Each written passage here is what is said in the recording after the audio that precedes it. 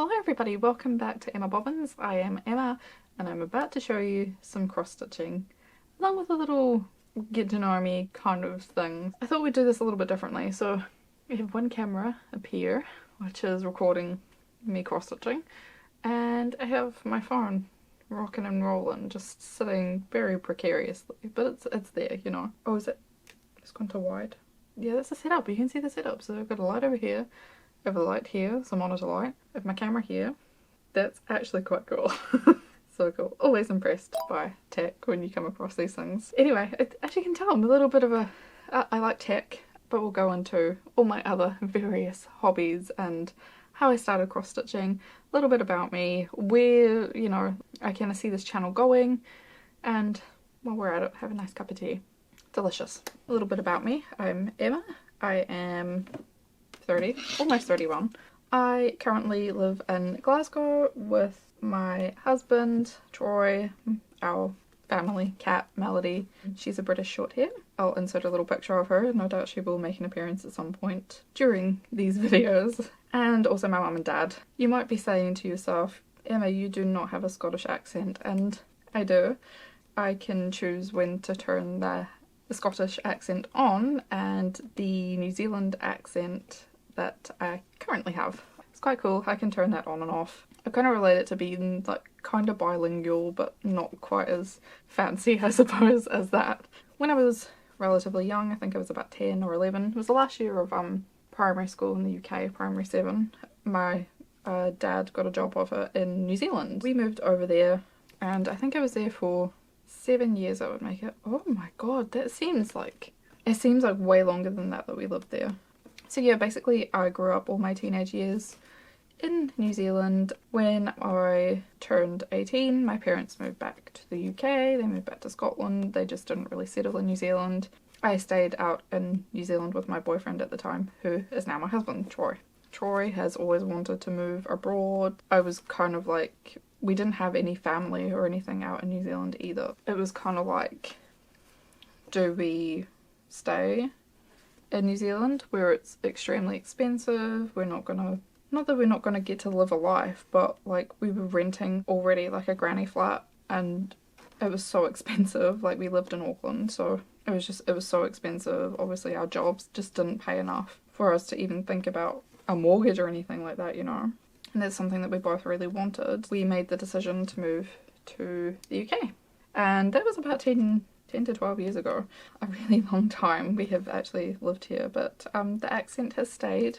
My other hobbies, I have not a lot of different hobbies, but I do have hobbies that probably are quite closely related. Since I've been very, very young, I have loved gaming.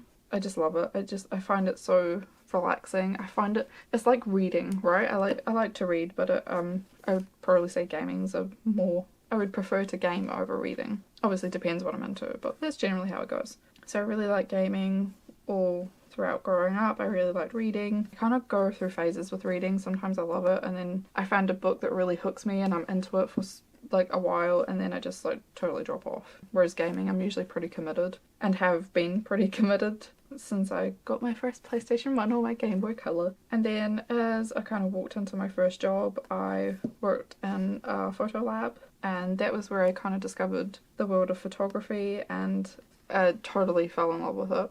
And then throughout the years, it was actually before our honeymoon, I was looking at things to do, where we could go, you know, trying to get inspiration for what we could do for our honeymoon. And I came across YouTube, which was... obviously I was way late to the party for YouTube. I thought, oh, I'd really like to give that a go, you know, like that looks like such a cool hobby. Something quite unique like photography. I'm already kind of in that space-ish anyway. Started with videography. Not gonna pretend like I'm an expert at videography. Myself and Troy, we had started a YouTube channel just of all our travels. Uploaded quite a bit. It's called Troma if you want to go look for it or watch any of our videos. I'm gonna be honest, they're not great. We have a massive backlog of videos that I need to edit and photos that I need to edit. A lot happened after we uploaded our last big series of videos, which would have been our 2016 trip to New York. It's a very travel home focused channel, and the reason there's so much is, one, we lost all files. I call it the Great Corruption. I frantically tried to get all of our files back and did have some success, but I couldn't get it all, obviously. Getting some of it back is a miracle. Then in 2017, I also started a new job. When we started the YouTube channel, I was in a job that wasn't really fulfilling. It wasn't using my brain capacity. And then I was, not suddenly, but then in a job that did require brain capacity, so I kind of lost it there. And then also in 2017, I decided to start studying part-time towards a degree in computing and IT, which I have literally just got my final module results and my degree classification and everything. I am finally finished 6 years later. Of course, starting the new job, being quite taxing, doing a degree, I had no free time for 6 years. I had holidays and breaks and stuff like that, but I used that time to actually take a break from just everything in general. Pandemic-y time, 2020 happened. I have videos of like my whole cross-stitch journey from like the start. They will be up on the Troma channel at some point. It's just the start of it's there, but not all of it. So I might like go through the archives and try and pick through any clips that might be relevant to cross-stitch and just put it in as another video at some point. Obviously we were in lockdowns and stuff like that. My daily routine back then would go like this. Work 8-ish hours a day on a computer. Eyes didn't leave the screen really, you know, we were very busy. I'm obviously very lucky to be in that position. And then I would log off from work. I would then study again. Because it's a computing and IT degree, I had to look at a different screen, whether it be my iPad or the computer, for another couple of hours a day. So much screen time. And I had just had laser surgery on my eyes in December 2019. I wanted to protect my eyes as much as possible. I got to a point where I was like, this is ridiculous how much time I actually spend looking at a screen. That's like all day during the week, Saturday and Sunday, I'd be looking at a screen for 6 to 8 hours. I am not getting a break. I'm desperate for a hobby that doesn't require a screen. Photography kind of requires a screen unless you go analog. Videography, I'm again looking through a screen. I'm looking at a computer if I'm editing, and if I game, like it's all a bit much. With reading, I really prefer a Kindle nowadays. It's just so much easier to chill out in bed and read a Kindle. And when you fall asleep, you don't have like this gigantic book that like slaps you in the face and wakes you up if you drop it. Yeah, I was really looking for a hobby that didn't require screen time.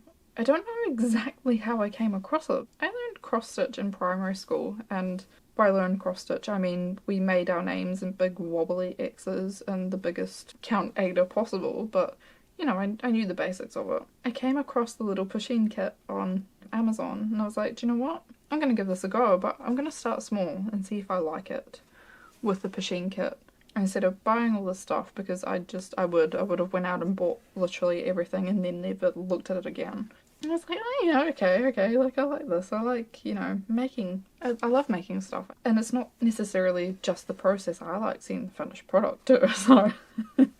Like if I start a project, start with the intention of like really gunning it and finishing it before I move on too much. So yeah, that was that. Obviously purchased some kits on Amazon, so you would have seen that video last week about all my finishes, works in progress, straight to jails, the patterns that I have in the works. So yeah, you would have seen the big kits that I bought in 2021, the Aurora Borealis and the Disney Castle. In that time, I also discovered embroidery, and I freaking hated it.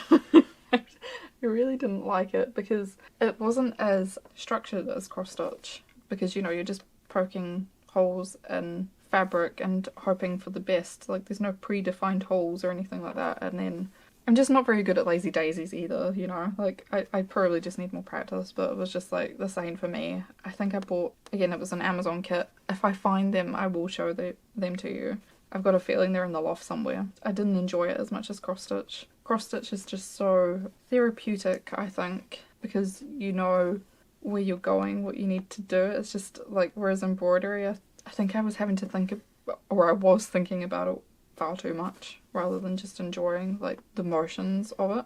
That's why cross-stitch. And to be honest, it's really nice to have a hobby that, obviously I use my iPad and stuff like that for the pattern and marking it off. most of the time I'll have something on the go that I'm just watching in the background. I have a massive backlog of TV shows and movies that I want to watch, and I would just never watch them because I would be editing videos or gaming. Like I can't concentrate on that many things at once. It's just impossible. Photo's a little bit different. You can have something on usually in the background and edit away. That's about me, my cross-stitch journey. Like I mentioned in my previous video, I tend to go for more modern designs. It's not that I don't like the samplers and stuff like that. I think once I tried one I'd probably really like it, but I just find myself more drawn to really modern designs. And as you can probably see how I stitch just now, I'm only doing like filling in of an outline. I'm very chaotic. Very, very chaotic. I don't always start in the middle. It just depends on the pattern really, because sometimes I'll do Danish, I think it's called, the one where you do like all one way legs and then you cross it over going back the way. Sometimes I'll do that, sometimes I won't. It just depends like where I am in a pattern and where my head's at the time. Sometimes I'll like have an attack plan and I'll go do like one line and then come back, and other times I'll just go full stitches, you know, all the way along. It just really depends on the situation. I will go cross country. I prefer using Q-snaps. I find it so much easier to hold than embroidery hoops. I was really struggling with the geisha they showed last week. These aren't Q-snaps, these are sew easy frames. They're basically the same thing, and these sew easy ones, I buy them from Lovecrafts. I've got 3 now, and they're great. They keep the tension. They're very stiff actually to start with as well. But I guess that's like all frames that would be similar. I don't tend to grid it 10 by 10. I don't do pre-marking. I will find the centre. I actually have this marker pen, Clover, a blue water erasable pen. I will find the centre or wherever I intend on starting it with, mark it with a dot, and then just go from there. I did try to grid, but then I got kind of confused. I know it's only counting to 10, but I got confused. Yes, I have a degree in computing and IT. Give me a quadratic equation anytime, I will do that, but do not ask me to count to 10. I'm very chaotic, and I will cross country to hell if I need to. I used to knot as well, like knot off to finish it. I don't tend to do that anymore, but it just, like, it's totally situational, to be honest. I prefer to finish my thread by just tucking the tail under, and then when I start, if I already have a stitched area, I will tuck under a different area. Oh no, I've got a knot. Oh no, my needle's not long enough to, like, can I reach around? I don't know if anyone else is like this, but I'm like, can I reach round without unthreading my needle? I finish in probably the most peculiar way. When I finish a project, I will tidy up all my little loose threads that I can see as much as I can without cutting too much off. And then what I do is use some Mod Podge on the back of it, glue the threads down at the back of the project. So the Mod Podge I use is like a fabric specific one. It's very good. It was quite expensive, to be honest, at the time. I thought it's really worked pretty well. Sometimes I did leave myself a little bit short. Let it dry for like 2 days, I think. I usually use a coat hanger and just clip it onto a coat hanger and just let it dry for 2 days. And then hand wash it, iron it. And then into my folio it goes, because we don't have enough space to hang them anywhere, unfortunately, at the moment. But when we move into our new house, yes, I will be doing that. It just works for me, you know? And I don't think my backs are that. Like, what do you think? It's not too untidy. And to be honest, no one's going to look at the back anyway, so no one cares. Where am I going with this? Straight down. Oh no, I need to count. See, this is where I will use... Is it the Dutch method? We do 1, 1, 1, 1, 1, 1, 1. This is where I'll use it, because I suck at counting. Yeah, no, my memory card's full. Don't know if I have another memory card. This is why we have all the gear, because photography and videography hobby. Troy's pretty into it too. And you'll see, look at my beautiful claw clip holding this extra fabric. For marking off my patterns, I used to use GoodNotes when I first started. Like, it's totally fine, to be honest. And it was only this year when, was it just before we went to Germany, I think, in October, I decided to purchase Markup RXP. Hear me out, right? I hate subscription models. Hate it with a passion, right? I have avoided Photoshop for so many years just because I don't agree with the subscription model. And it's only been this year that I have taken out the Adobe subscription. I was kind of like $17.99 a year. Oh, I don't know about that. I decided to take the plunge, and it's very good, but it does need a bit of work still, and I don't think they're, you know, they're not a million miles away, but it's just there's some quality of life things that could be improved, and I know they work on it like all the time and stuff like that. It's quite incredible actually, looking from a technology point of view, how well it works with all the features that it has currently at the moment. Like, even that's incredible. The only thing that's really missing for me in Markup RXP is backstitch. Again, that's a really tough one to crack. I'm not saying I'm a software developer by any means, but that was my specialty with my degree. Yeah, that's hard work. A lot of hard work would have went into Markup RXP, so hats off to you. I find that it's really nice though that you can see how many stitches you've done and how many you've still got to go, and you know, you can just keep a track of a lot of your threads and stuff that you need, and you can change the colours. From that point of view, it's priceless.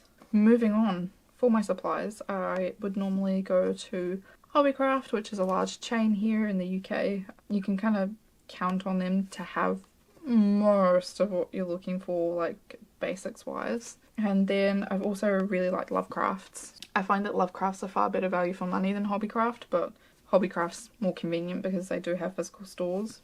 I haven't found any independent shops here in Glasgow anyway, for sure. I think there's one on Victoria Road called The Stitch Bitch. Yeah, I haven't had a chance to go check it out or anything like that, so if you know of any like independent stores that I can get cross-stitch supplies for in the Glasgow area, then like please let me know. It would just be nice to go into a store and actually be able to get what I need, or have a little mooch around and support a local business instead of a big business. It's only been really recently that I've started getting a little bit more adventurous with fabric counts and all that jazz. I think the geisha was the first 18 count that I've ever done, and I really enjoyed working on it. So everything else I've really worked on has been like a 14 count, around about. I'm not 100% sure on some of them. The Disney Castle, I don't know. The Aurora Borealis might have been a 16. And then the rest of the ones that I've always done have always been 14. Yeah, you'll see here that like I stitch with one hand. I find it relatively easy. Sometimes I do need to flip over because I just cannot find the hole, but that's pretty rare now actually. I've gotten pretty confident at it, just feeling my way around. I would love to have a stand, but again, no space. When we get our own house, I'd love to have a little chair. It can be like my little reading chair, and I can do some cross stitch on it and have a little stand that I can just pull across. That would be nice. I tend not to play thread chicken either. There's just no point. The floss is relatively cheap.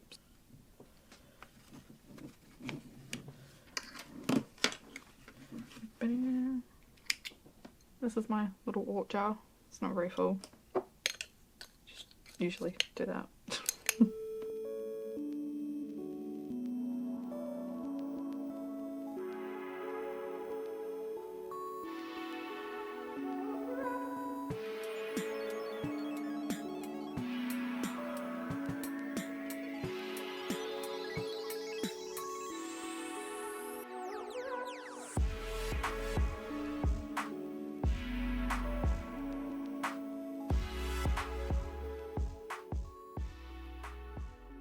Sorry, I was concentrating a little bit there because I had to count to 3 and to 2. Yeah, so that's where I get most of my supplies from, and obviously patterns I get a lot from Etsy and Needle Minders.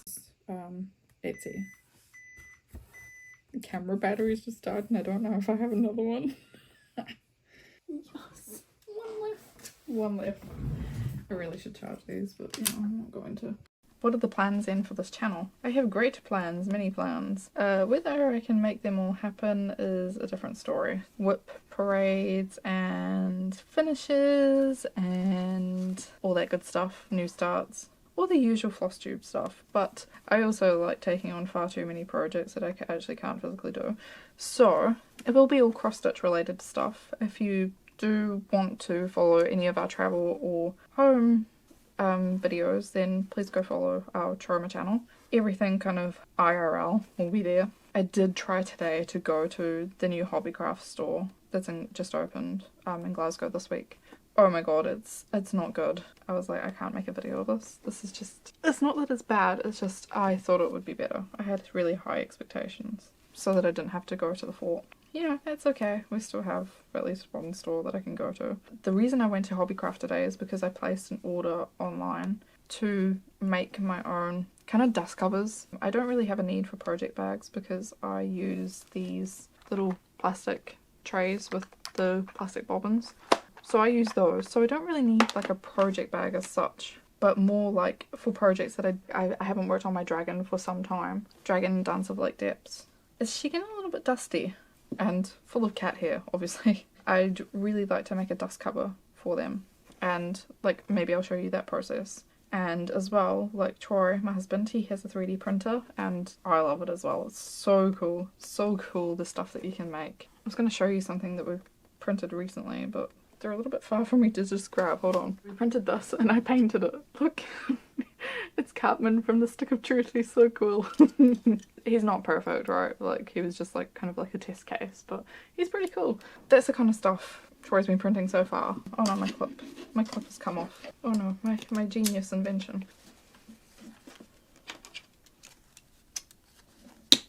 With the 3D printer, I was thinking, can I make floss drops and my own bobbins and stuff like that? So I might show you some of the process for that. That does involve learning 3D modeling more than what I already know, which is basically nothing. All kind of stitchy related things. I could even actually make needle minders. I'd also really like to go through old cross-stitch magazines. I actually have a few books as well that I picked up at a charity shop last year when we went to Elgin. I found cross-stitch books in a charity shop, the first charity shop I went into. It's fate, you know, it's just fate. So I need to go through them and actually look at the patterns that I would like to do and get them into Markup RXP so that, or get them into a PDF so that I can, you know, mark them up. So yeah, I'd like to do, I think Leah from Cross Stitch Corner, she does like every monthly one, whereas I'm looking to try and go to like a back catalogue and find patterns that I might want to do, and basically how I get those into, if they're books and stuff like that, how do I get them into a digital form? What else? Anything else? Like, is there anything you would like to see me do? Like, I would maybe consider doing a video, pros and cons of using GoodNotes versus Markup RXP to mark up stitches. Maybe every month or 2 months, everything that I add to my wish list, so that you can see what I would like to do. Whether they happen, of course, it's just a wish list, it's not necessarily that it will happen, but I think that would be cool. There will be videos probably for every single project, so I'll try to do like a weekly update of like how things are going, and then you'll get like one big video when the project is done, so you can see your project start to finish. If that's your jam. I don't know, maybe it isn't, because I haven't seen anybody do that actually on Flosstubes. I have started one of those already, and it's this project.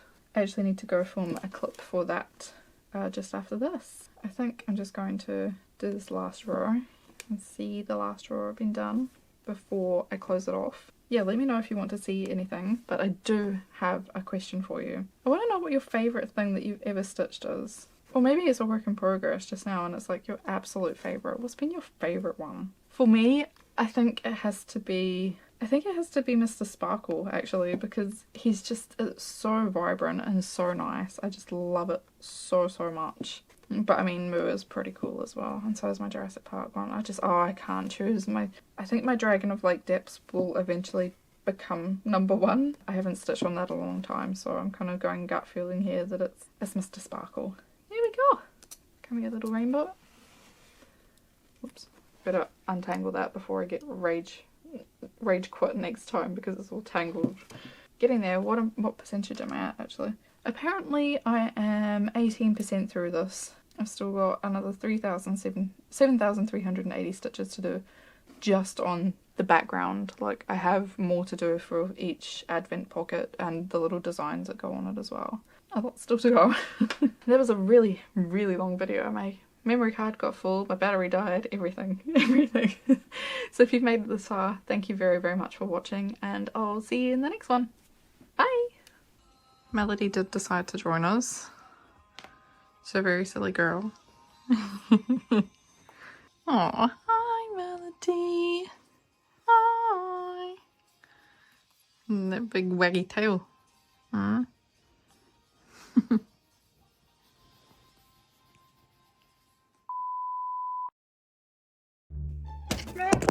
this a good angle or is it not a good angle?